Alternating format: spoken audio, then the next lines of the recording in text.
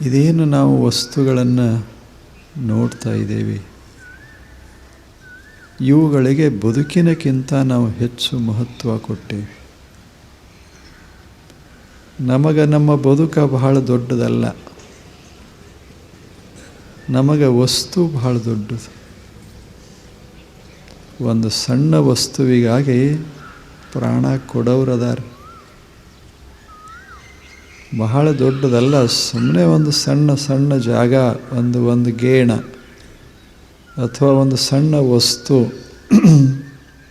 ಅಷ್ಟಕ್ಕಾಗಿ ಹೋರಾಟ ಮಾಡಿ ಪ್ರಾಣ ಕೊಡೋರು ಎಷ್ಟು ಜನ ಇಲ್ಲ. ಸುಮ್ಮನೆ ಒಂದು ಸಣ್ಣ ಸಂಗತಿಗಾಗಿ ಎಷ್ಟು ಜನ ತಲೆ ಕೆಡಿಸಿಕೊಂಡಿಲ್ಲ, ಎಷ್ಟು ಜನ ಕೆಡಿಸಿಕೊಂಡಿಲ್ಲ. ಎಷ್ಟು ಆಯುಷ್ಯದ ಭಾಗವನ್ನು ನಾವು ಖರ್ಚು ಮಾಡಿಲ್ಲ. We are wasting our life on trifle things. ಬಹಳ ಸಣ್ಣ ಪುಟ್ಟ ಸಂಗತಿಗಳು. ಏನೋ ಅಕಸ್ಮಾತ್ ಒಂದು ನಮಗೆ ಬೈದ, ಆ ಬೈಗಳ ನಮ್ಮ ಜೀವನದ ಹಲವಾರು ಕ್ಷಣಗಳನ್ನು ನುಂಗಿ ಹಾಕಿಬಿಡ್ತದೆ. ಆ ಬಳಿಕ ಕೋರ್ಟಿಗೆ ಹೋದೇವಿ, ಮಾನಹಾನಿ ಅಂತ ಕೋರ್ಟಿಗೆ ಹೋದೆ. ಕೋರ್ಟಿನಲ್ಲಿ ಇವ ಒಬ್ಬನೇ ಮಾನಹಾನಿ ಮಾಡಿದ್ದ. ಕೋರ್ಟ್ನಾಗ ನಮ್ಮ ಹಣನೂ ಹೋಯಿತು, ನಮ್ಮ ಗುಣನೂ ಹೋಯಿತು, ನಮ್ಮ ಆಯುಷ್ಯ ಹೋಯಿತು.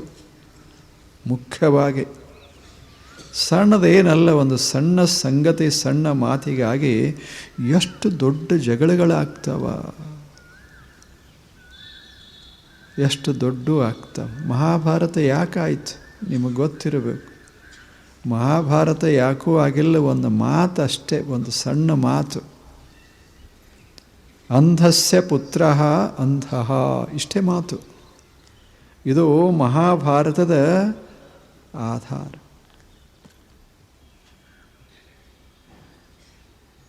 ದುರ್ಯೋಧನ ಅತಿಥಿಯಾಗಿ ಪಾಂಡವರ ಮನೆಗೆ ಬಂದ.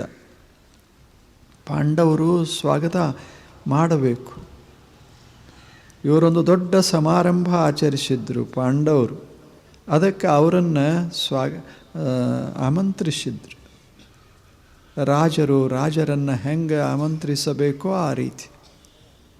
ಹಾಗೆ ಸ್ವಾಗತನೂ ಹಾಗೆಯೇ ಮಾಡಬೇಕು. ಹಾಗೆಯೇ ಮಾಡಿದರು. ಆತ ದುರ್ಯೋಧನ ಬರ್ತಾ ಇದ್ದ. ಬಹಳ ಅದ್ಭುತವಾದಂಥ ಅದು ಸಭಾಗೃಹ.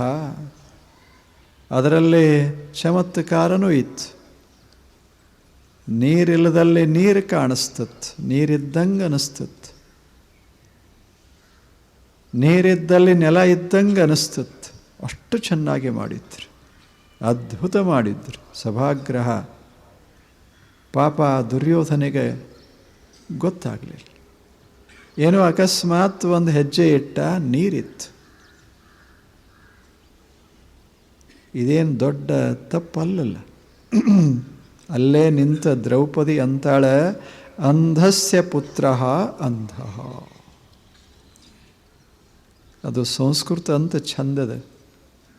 ಕುರುಡನ ಮಗ ಕುರುಡ ಅಂದ್ಲು. ಯಾರು? ದುರ್ಯೋಧನ. ಕುರುಡನ ಮಗ ಕುರುಡ. ಕುರುಡ ಯಾರು? ಧೃತರಾಷ್ಟ್ರ ಅಸಾಮಾನ್ಯ ವ್ಯಕ್ತಿ, ಮಹಾರಾಜ. ಎಲ್ಲರಿಗೂ ಆತ ಆದರಣೀಯ. ದ್ರೌಪದಿಗೂ ಮಾವ, ಬಹಳ ದೊಡ್ಡ ವ್ಯಕ್ತಿ, ಗೌರವಿಸಬೇಕು. ಕುರುಡ ಅಂದ್ಲು. ಅವ ಧೃತರಾಷ್ಟ್ರ ಬಂದಿಲ್ಲ ಇಲ್ಲಿ, ಬಹಳ ಹಿರಿಯ ಮನುಷ್ಯ. ಅವನ ಮಗ ಬಂದಾನ, ನೀರು ಕಂಡಿಲ್ಲ, ಹೆಜ್ಜೆ ಇಟ್ಟಾನ, ತೋಷ್ಕೊಂಡಾನ, ನಕ್ಕಳು. ಅಂಧಸ್ಯ ಪುತ್ರ ಅಂತಹ ಅಂದ್ಲು. ಒಂದು ಮಾತು ಎಂಥ ಭಯಾನಕ ಪರಿಸ್ಥಿತಿ ನಿರ್ಮಾಣ ಮಾಡ್ತು. ಮಾತಾಡುವಾಗಲೂ ನಾವು ಒಮ್ಮೊಮ್ಮೆ ಮರಿತೇವೆ, ಮಾತು ಕೇಳುವಾಗಲೂ ಒಮ್ಮೊಮ್ಮೆ ಮರೆತು ಬಿಡ್ತೇವೆ. ಜೀವನೆಲ್ಲ ಹಾಳಾಗಿ ಹೋಗ್ತದೆ. ಮುಂದೆ ದ್ರೌಪದಿಯ ಜೀವನ ಬದಲಾಯಿತು. 14 ವರ್ಷ ಹಿಂಗೆ ತಿರುಗಾಡ್ತಿದ್ರು. ಎದಕ್ಕೆ? ಅಂಧಸ್ಯ ಪುತ್ರ ಅಂತ. ಒಂದು ಶಬ್ದ ಜೀವನವನ್ನು ಹೆಂಗೆ ಹಾಳು ಮಾಡ್ತದೆ ಅಂದರೆ ಬದುಕು ನಮಗೆ ಮಹತ್ವದ್ದಲ್ಲ, ನಮ್ಮ ಮಾತು ನಮಗೆ ಮಹತ್ವದ್ದಾಯ್ತದೆ. ವಸ್ತು ಬಹಳ ಮಹತ್ವದ್ದಾದೋ, ಆದರೆ ಬದುಕು ಮಹತ್ವದ್ದಾಗಲಿ. ಸ್ವಚ್ಛಂದವಾಗಿ ಹೀಗಿರಬಹುದಲ್ಲ. ಏನಿಲ್ಲ, ಮೈ ಮೇಲೆ ಯಾವುದಿಲ್ಲ, ಒಂದು ಮಗು ಇರ್ತದೆ, ಅದಕ್ಕೆಲ್ಲ ನಾವು ಶೃಂಗಾರ ಮಾಡಿ ಎಲ್ಲ ಮಾಡಿ ಅದಕ್ಕೆ ಬಂಗಾರದ ಆಭರಣ ಹಾಕಿ ಹಿಂಗೆ ಬಿಡ್ತೇವೆ. ನಮ್ಮ ಲಕ್ಷ್ಯ ಎಲ್ಲ ಬಂಗಾರ ಕಡೆ ಇರ್ತದೆ, ಮಗುವಿನ ಕಡೆ ಇರೋದಿಲ್ಲ. ಆ ಮಗುವಿನ ಲಕ್ಷ್ಯ ಎಲ್ಲ ಆಡೋದ್ರ ಕಡೆ ಇರ್ತದೆ, ಬಂಗಾರದ ಕಡೆ ಇರೋದಿಲ್ಲ. ಮಗುವಿಗೆ ಬದುಕು ಭಾಳ ಮಹತ್ವದ್ದು, ನಮಗೆ ಬಂಗಾರ ಭಾಳ ಮಹತ್ವದ್ದು ಅಷ್ಟೆ. ಹೌದಲ್ಲ ಹೇಳಿ? ನಮ್ಮ ಲಕ್ಷ್ಯ ಎಲ್ಲ ಆ ಕಡೆ ಇರ್ತದೆ. ಎಲ್ಲಿ ಆ ಹುಡುಗ ಕಳ್ಕೊತಾನೋ ಏನು ಮಾಡ್ತಾನೋ, ಆ ಹುಡುಗಂತದೆ ಇಷ್ಟು ತಲೆ ಕೆಡಿಸ್ತಂದ್ರೆ ತಗೊಂಡು ಬಿಡು ನಿಂತು. ನನಗೆಲ್ಲಿ ಬೇಕಾಗ್ಯದ, ಆಡಾಕ ಬೇಕಾಗ್ಯದ, ಮಳೆಯಾಗ ತೋರಿಸ್ಕೊಳಕ್ಕೆ ಬೇಕಾಗ್ಯದ, ಹುಡುಗರು ಕೂಡ ಆಡಾಕ ಬೇಕಾಗ್ಯದ, ನೆಲದಾಗ ಧೂಳ ಹಚ್ಚಿಕೊಳ್ಳಕ್ಕೆ ಬೇಕಾಗ್ಯದ, ಸಂತೋಷ ಪಡಾಕ ಬೇಕಾಗ್ಯದ. ಬಂಗಾರ ತಗೊಂಡು ಏನು ಮಾಡೋದು? ಸ್ವಚ್ಛಂದ. ಎಷ್ಟು ಮಜಾ ಅದ. ಒಂದು ವಸ್ತು ತಾಯಿಯ ಲಕ್ಷ್ಯವನ್ನು ಬದುಕಿನ ಕಡೆ ಎಳಿಲಿಲ್ಲ, ಬಂಗಾರ ಕಡೆ ಎಳೀತು. ಆ ಹುಡುಗನ ಲಕ್ಷ್ಯ ಅದರ ಕಡೆ ಇರಲಿಲ್ಲ, ಬದುಕಿನ ಕಡೆ ಇತ್ತು. ಅದಕ್ಕೆ ಆನಂದ ಪಡಬೇಕಾಗಿತ್ತು. ಬದುಕಿನ ಕ್ಷಣದ ಕಲಶವನ್ನು ಆನಂದದಿಂದ ತುಂಬಬೇಕಾಗಿತ್ತಷ್ಟೇ. ಬದುಕು ಅನ್ನೋದೇ ಒಂದು ಕಲಶ. ಇದು ಒಂದೊಂದು ಕ್ಷಣ ಕ್ಷಣ ಕ್ಷಣ ಕಲಶ. ಅದರಾಗ ಆನಂದ ತುಂಬಬೇಕು, ವಿಷ ಅಲ್ಲ. ಬದುಕಿನ ಘಟ್ಟದೊಳಗೆ ವಿಷ ತುಂಬಬಾರದು, ಅದರಾಗ ಆನಂದ ತುಂಬಬೇಕು. The moments are to be filled with all joy. ಅದು ಅಮೃತ ಅಂದ್ರೆ ಏನು? ಯಾವುದಲ್ಲ ಸ್ವರ್ಗದಾಗ ಅಮೃತ ಅದ ಅಂತಲ್ಲ, ಆನಂದವೇ ಅಮೃತ ಅಷ್ಟೆ. ಆನಂದವೇ ಅಮೃತ. Nectar, ambrosia. We have to fill every moment of our life with ambrosia of happiness. ಸಂತೋಷಗೊಳಿಸಬೇಕಲ್ಲ. ಹೀಗಾಗಿ ಬದುಕ ಕಡೆ ಆಯಿತು. ವಸ್ತು ದೊಡ್ಡ, ಅದು ನಮಗೆ ವಸ್ತು ದೊಡ್ಡ. ಅದು ಹೋಗಲಿ ಅಂತಿರ್ತೇವೆ ಎಷ್ಟೋ ಸಲ ಅನ್ನೋದಲ್ಲೇನು. ಏನು ಹೋಗ್ತದೆ ಒಮ್ಮೆ ಹೋಗಿ ಬಿಡ್ಲಿ, ಒಮ್ಮೆ ಪ್ರಾಣ ಹೋದ್ರೆ ಚಿಂತಿಲ್ಲ ಇದರ ಮೇಲೆ ಅಂತೇವಿ. ಎದ್ರ ಮೇಲೂ ಅಲ್ಲ, ಸುಮ್ಮನೆ ಕ್ಷುಲ್ಲಕ ವಸ್ತುವಿನ ಮೇಲೆ. ಅಂದರೆ ಪ್ರಾಣಕ್ಕೆ ಮಹತ್ವನೇ ಇಲ್ಲ, ಬದುಕಿಗೆ ಮಹತ್ವ ಇಲ್ಲ ಅಂತ ನಾವು ಭಾವಿಸ್ತೇವೆ. ಆದರೆ ನಿಸರ್ಗ ಹಂಗಲ್ಲ. ಬದುಕಿನಂಥ ವಸ್ತು ಯಾವುದದ? Which is more precious? Is there anything which is precious, more precious than life?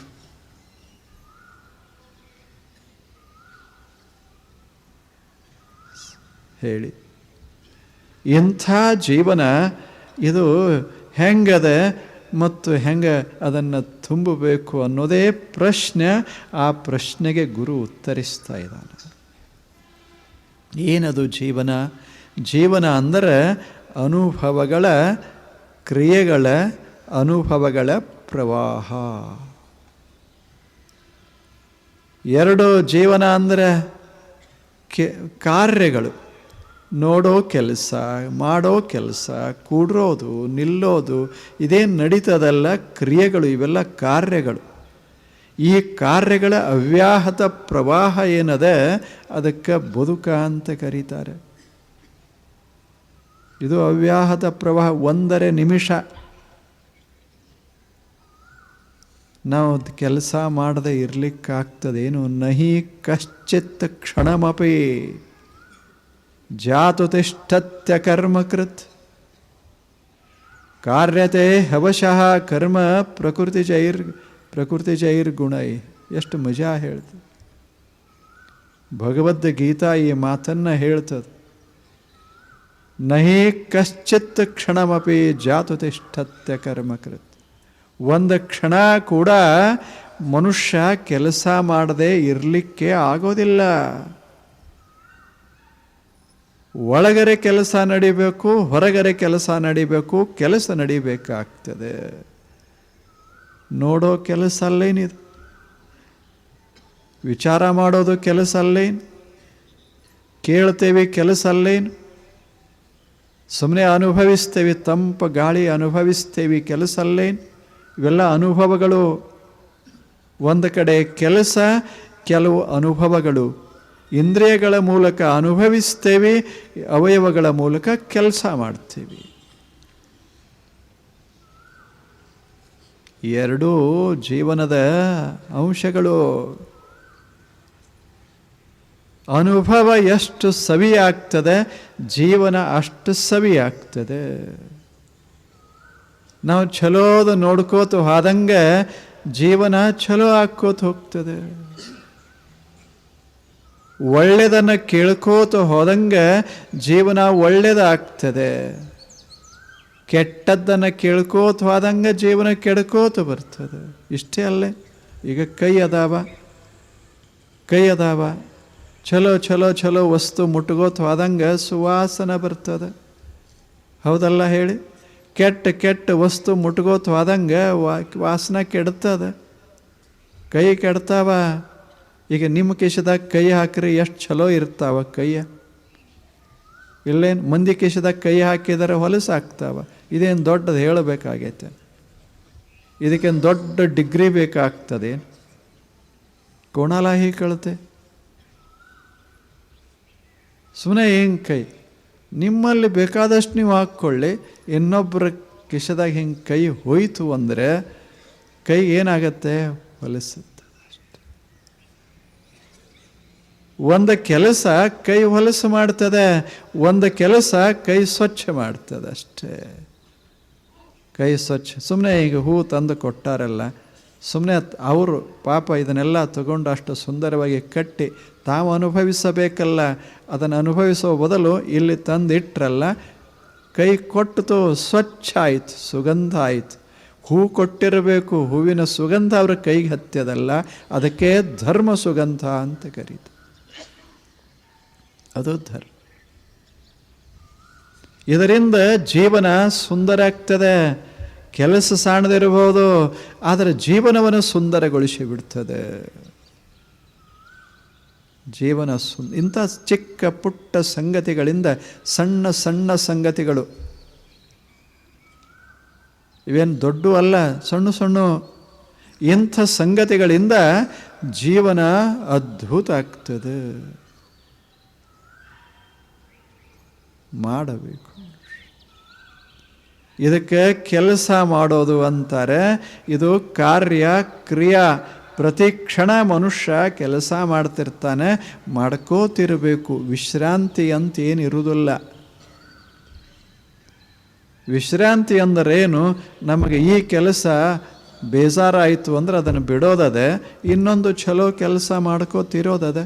ಈಗ ನಿಮಗೆ ಪೆನ್ಷನ್ ಆಯಿತು ಅಂತ ಇಟ್ಕೊಳ್ಳಿ, ರಿಟೈರ್ಮೆಂಟ್ ಆಯಿತು ಅಂತ ಇಟ್ಕೊಳ್ಳಿ, ನಿವೃತ್ತ ಆದೇವಿ.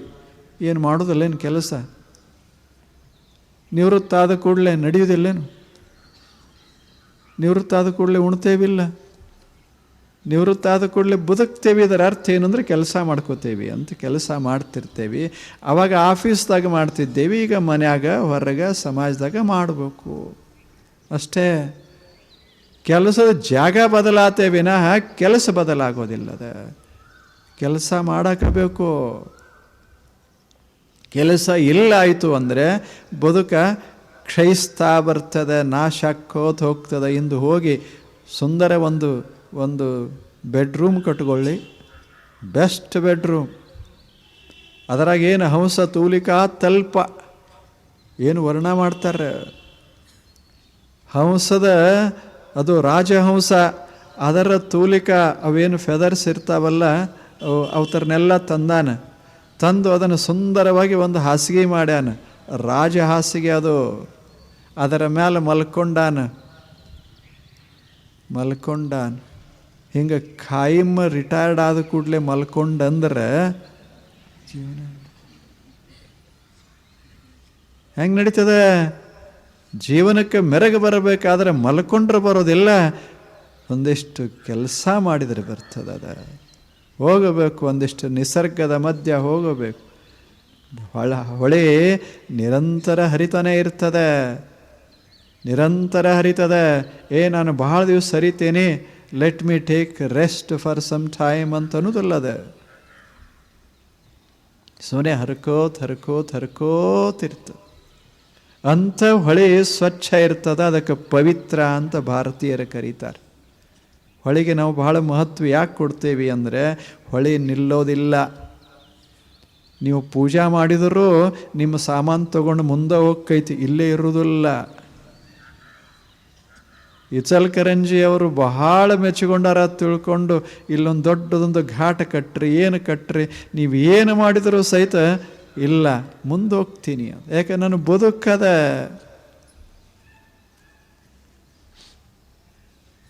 ಹೌದಲ್ಲ ಹೇಳಿ?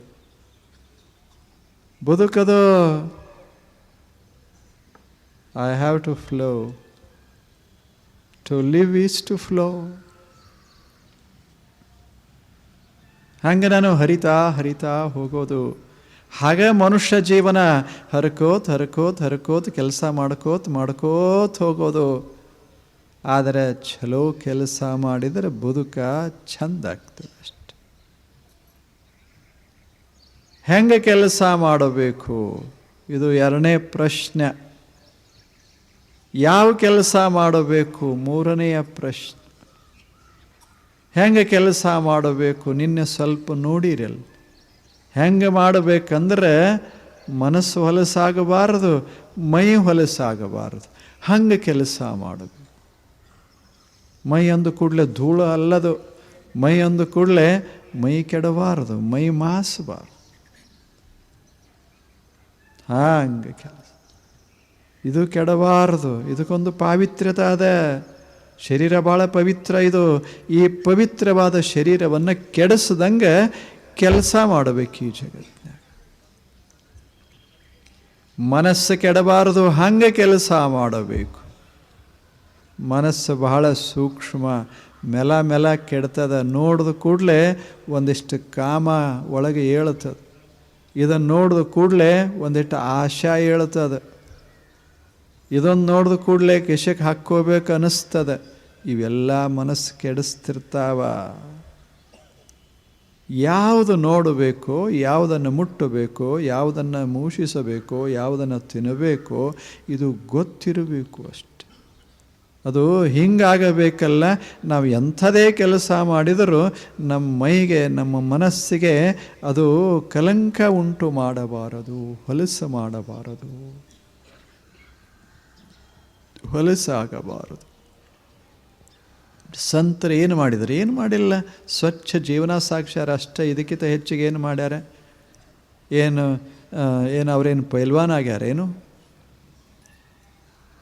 ಏನು ಅವ್ರ ಹಿಂದೂ ಕೇಸರಿನೂ ಆಗಿಲ್ಲ, ಜಗದ್ದು ಕೇಸರಿನೂ ಆಗಿಲ್ಲ.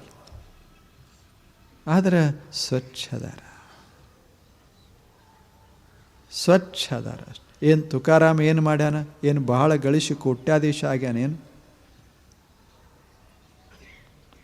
ಏನು ಒಂದು ಮನೆ ಇತ್ತು, ಮನೆ, ಒಂದು ಅಂಗಡಿ ಇತ್ತು, ಅಂಗಡಿ, ಅಷ್ಟು ಬಿಟ್ಟರೆ ಏನು ಇರಲಿಲ್ಲ.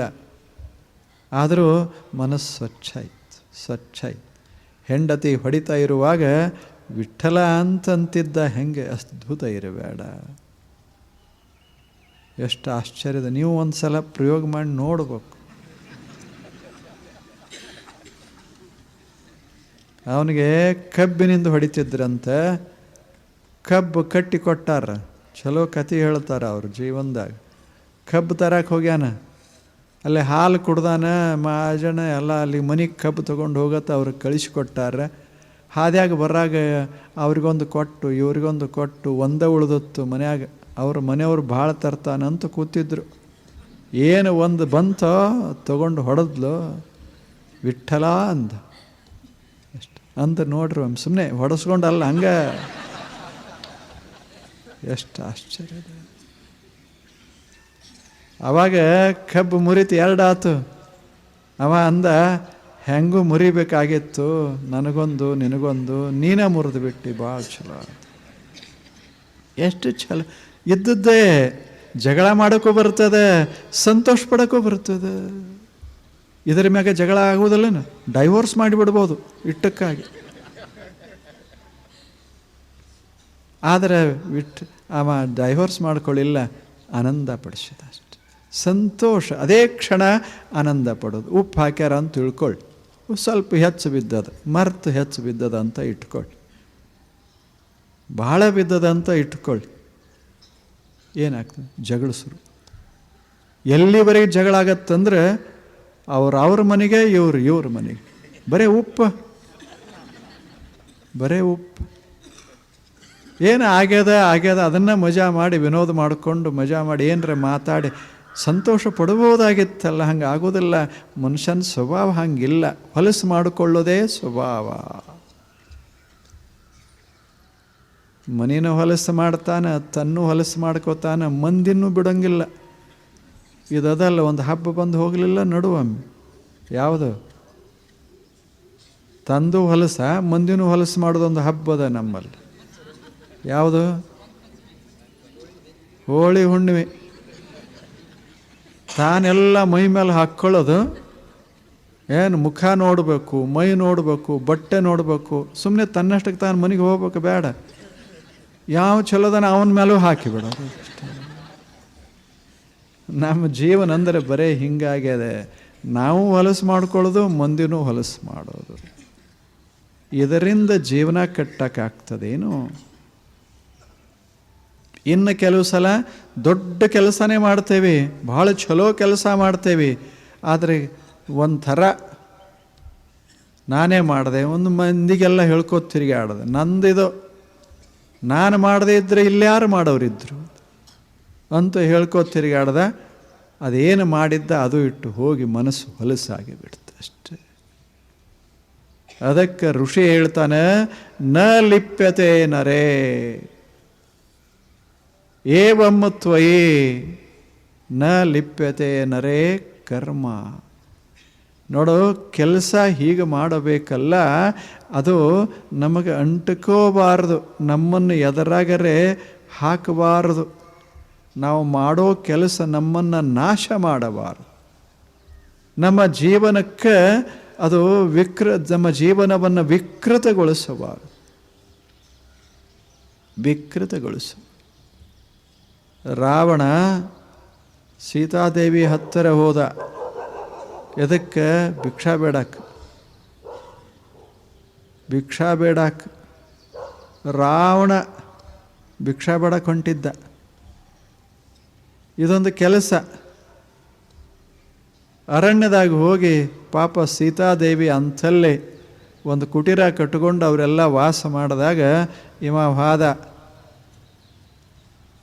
ಅಲ್ಲೇ ಒಂದು ಕೆಲಸ ಮಾಡ್ದ, ಭಿಕ್ಷಾ ಬೇಡ್ದ, ಹೊರಗೆ ಬಂದು ನೀಡು ಅಂದ, ತಲೆ ಸರಿ ಉಳಿಲಿಲ್ಲ. ಅದ ಏನು ಕೆಲಸ ಮಾಡ್ದ, ಒಂದು ಕೆಲಸದ ಒಂದು ಹೆಜ್ಜೆಟ್ಟ, ಒಂದು ಕರ್ಮ ಮಾಡಿದ, ಅದು ಲಂಕನ ನಾಶ ಮಾಡ್ತದೆ, ಲಂಕೆಯನ್ನು ಸುಟ್ಟಾಕ್ತದೆ. ಸಣ್ಣ ಕೆಲಸ. ಎಷ್ಟು ಒಳ್ಳೆ ಕೆಲಸ ಮಾಡಬಹುದಾಗಿತ್ತಲ್ಲ. ಆದರೆ ಹಂಗೆ ಆಗೋದಿಲ್ಲ. ಒಮ್ಮೊಮ್ಮೆ ಹುಚ್ಚು ಹಿಡಿತದ ಮನುಷ್ಯಾಗ. ಕಿಶದಾಗ ರೊಕ್ಕ ಹೆಚ್ಚಾದಂಗೆ ಮನುಷ್ಯಾಗ ಹುಚ್ಚು ಹಿಡಿಯಕ್ಕೆ ಶುರುವಾಗ್ತದೆ. ಹೆಂಗಂಗರೇ ಮಾಡ್ತಾನ, ಹೆಂಗಂಗರೇ. ಇಲ್ಲಿ ಬರೋದಿಲ್ಲವ, ಅಲ್ಲಿ ಹೋಗ್ತಾನೆ. ಇದು ಏಕತಾರ, ಇದು ಅದು ಪಂಚತಾರ. ಏನು ಮಾಡೋದು? ತಣ್ಣಗೆ ಇದೆಲ್ಲ. ತಣ್ಣ ಕೂತ್ರೆ, ನಿಸರ್ಗದಾಗ ಕೂತ್ರೆ ಮೈ ಅರಳೋದಿಲ್ಲೇನು? ಮನಸ್ಸು ಸ್ವಚ್ಛ ಆಗೋದಿಲ್ಲೇನು? ತಂಪು ಅನುಭವಕ್ಕೆ ಬರೋದಿಲ್ಲೇನು? ಇದು ಹಿಡಿಸೋದಿಲ್ಲ. ಇಲ್ಲಿ ಖರ್ಚಿಲ್ಲ. ಒಂದು ದುಡ್ಡರೆ ಖರ್ಚು ಮಾಡಿರಿ ನೀವು ಇಲ್ಲಿ ಬರೋಕೆ? ಏನಿಲ್ಲ. ಸುಮ್ಮನೆ ತಣ್ಣಗೆ ಬಂದಿರಿ, ಕೂತಿರಿ, ಮಜಾದಾಗ ಒಂದು ತಾಸು ಕಳಿಬೋದು. ಅಲ್ಲಿ ಪಂಚಕ್ಕೆ ಹೋದ. ಅವ್ರೇನು ಮಾಡ್ತಾರೆ? ಪಂಚ್. ಇಂಗ್ಲೀಷ್ದಾಗ ಒಂದು ಶಬ್ದ ಅದ, ಪಂಚಿಂಗ್. ಭಾಳ ಚಲೋ ಇಂಗ್ಲೀಷ್ ಭಾಷೆ, ಇಷ್ಟು ಮಜಾ ಅದ.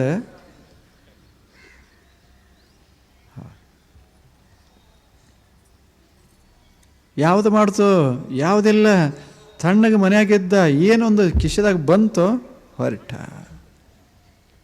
ವಿಚಾರ ಮಾಡಬೇಕು ಮನುಷ್ಯ. ನಮಗೆ ಹಣ ಇರೋದು ಎದಕ್ಕೆ? ನಮ್ಮ ಮೈಯಾಗ ಶಕ್ತಿ ಇರೋದು ಎದಕ್ಕೆ? ಬಡ್ದಾಡಕ್ಕೇನು? ಹಣ ಇರೋದು ಎದಕ್ಕೆ? ಅದನ್ನು ಚೆಲ್ಲಾಡಕ್ಕಲ್ಲ. ಹಣ ಇರೋದು ಸಂತೋಷ ಪಡಕ್ಕೆ, ಒಳ್ಳೆ ಕೆಲಸ ಮಾಡಕ್ಕೆ.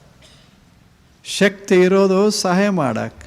ವಿದ್ಯಾ ವಿವಾದಾಯ ಧನಮ್ಮದಾಯ ಶಕ್ತಿ ಪರೇಶಾಂ ಪರಿಪೀಡನಾಯ ಖಲಸ್ಯ ಸಾಧೋರ್ ವಿಪರೀತಮೇತದ್ ಜ್ಞಾನಾಯ ದಾನಾಯ ಚ ರಕ್ಷಣಾಯ.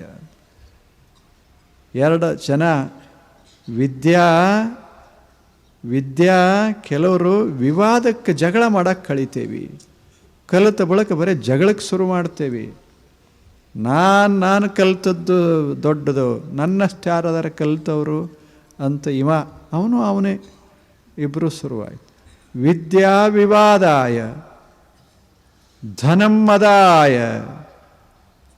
ಧನ ಇತ್ತು ಅಂದರೆ ಅಹಂಕಾರಕ್ಕಾಗಿ ಬಳಸ್ತೇವೆ. ಶಕ್ತಿ ಪರೇಶಾಂ ಪರಿಪೀಡನಾಯ. ಶಕ್ತಿ ಇತ್ತು ಅಂದರೆ ಇನ್ನೊಬ್ಬರಿಗೆ ತ್ರಾಸು ಕೊಡೋದಕ್ಕೆ, ಇನ್ನೊಬ್ಬರನ್ನು ನೂಕೋದಕ್ಕೆ ಬಳಸ್ತೇವೆ. ಯಾರು? ಖಲ. ಗೊತ್ತಿಲ್ಲದವರು, ಹೆಂಗೆ ಬದುಕಬೇಕು ಗೊತ್ತಿಲ್ಲದವರು. ಅವ್ರ ಕೈಯೊಳಗೆ ವಿದ್ಯಾ ಸಿಕ್ಕರೆ ಜಗಳ ಶುರುವಾಗ್ತಾವ. ಅವ್ರ ಕೈಯಾಗ ಶಕ್ತಿ ಸಿಕ್ತು ಅಂದರೆ ಅದು ತ್ರಾಸು ಕೊಡ್ತಾರೆ. ಅವ್ರ ಕೈಯೊಳಗೆ ಧನ ಸಿಕ್ತು ಅಂದರೆ ಅಹಮ್ಮ ಪಡ್ತಾರೆ. ಹೀಗಾಗಿ ಜೀವನ ಹದಗೆಡಿಸಿಕೊಳ್ತಾರೆ, ಇರ್ತದ ಕೆಡಿಸ್ತಾರೆ. ಖಲಸ್ಯ ಸಾಧೋರ್ ವಿಪರೀತಮೇತತ್. ಬಲ್ಲವ್ರು ಹಂಗೆ ಮಾಡೋದಿಲ್ಲ. ಜ್ಞಾನಾಯ ವಿದ್ಯಾ ಇತ್ತು ಅಂದರೆ ವಿದ್ಯೆ ಹಂಚಿಕೋತಾರೆ. 4 ಮಂದಿಗೆ ಮಕ್ಕಳಿಗೆ ವಿದ್ಯೆ ಹಂಚಿಕೋತಾರೆ. ಧನಮ್ಮದಾಯ ಶಕ್ತಿ ಪರೇಶಾಂ ಪರಿಪೀಡನಾಯ ಸಾಧೋರ್ ವಿಪರೀತಮೇತ ಜ್ಞಾನಾಯ. ಧನ ಇದ್ದರೆ ಚಲೋ ಕೆಲಸ ಮಾಡ್ತಾರೆ ಈ ಜಗತ್ನಾಗ. ಶಕ್ತಿ ಇತ್ತು ಅಂದರೆ ಎಲ್ಲೆಲ್ಲರೇ ಸೇವಾ ಮಾಡೋ ಸಾಧ್ಯ ಇದ್ದರೆ ಸೇವಾ ಮಾಡ್ತಾರೆ. ಒಂದಿಷ್ಟು ಕಸ ಹೊಡಿತಾರೆ, ಸಾರಿಸ್ತಾರೆ, ಒಂದಿಷ್ಟು ಬಟ್ಟೆ ಒಗಿತಾರೆ, ಸಮಾಜದಲ್ಲಿ ಒಂದಿಷ್ಟು ಸುಂದರ ಕೆಲಸ ಮಾಡ್ತಾರೆ, ಮಾಡ್ಕೋತಿರ್ತಾರೆ. ಇವರು ಅವೇ 3 ಇವರಲ್ಲದಾವ, ಅವೇ 3 ಇವರಲ್ಲದಾವ. ಇವ್ರು ಹಿಂಗೆ ಬಳಸ್ತಾರೆ, ಇವರು ಹಿಂಗೆ ಬಳಸ್ತಾರೆ. ಬದುಕ ಕೆಡಿಸ್ಕೋತೀವಿ, ಬದುಕ ಕಟ್ಟಿಗೋತೀವಿ. ಒಂದು ಇರ್ತದೆ ನೋಡ್ರಿ ನೀವು ಸುಮ್ಮನೆ. ಅದರ ಮುಂದೆ ಇಂಥ ಹೂವು ಓದಿ ಹಿಂಗಿಟ್ರೆ ಅದೇನು ಮಾಡ್ತದೆ? ತಲೆ ಮೇಲೆ ಎರ್ಸ್ಕೋತದೇನು? ಹೂವು ಮಾಲೆ ಇದ್ರೆ ಕೊಳ್ಳಿಗೆ ಹಾಕೋತದೇನು? ಹೋಗಲಿ ವಾಸನ ನೋಡ್ಕೋತ ನಿಲ್ತದೇನು? ಏನಿಲ್ಲ, ಬರ ಅದನ್ನು ತಿಂದು ಹಾಕಿಬಿಡ್ತದೆ. ಅದಕ್ಕೆ ತಿನ್ನೋದೇ ಗೊತ್ತೇ ವಿನಃ ಅನುಭವಿಸೋದು ಗೊತ್ತಿಲ್ಲ ಅಷ್ಟೆ. ಹಂಗೆ ನಮಗೂ ಹಿಂಗಾಗ್ಯದ. ತಿನ್ನೋದೇ ನಮಗೆ ಗೊತ್ತಾಗ್ಯದ, ಅನುಭವಿಸೋದೇ ಗೊತ್ತಿಲ್ಲ ಅಷ್ಟೆ. ನ ಕರ್ಮ ಲಿಪ್ಯತೆ ನರೇ. ಮನುಷ್ಯ ಹಚ್ಚಿಗೋಬಾರ್ದು, ಬಹಳ ಚಲೋ ಕೆಲಸ ಮಾಡಬೇಕು. ಜಗತ್ತೆಲ್ಲ ಅದನ್ನು ಅನುಭವಿಸಬೇಕು, ಅಂಥ ದೊಡ್ಡ ಕೆಲಸ ಮಾಡಬೇಕು. ಆದರೆ ಬಹಳ ತಲೆ ಹಾಕ್ಕೋಬಾರ್ದು.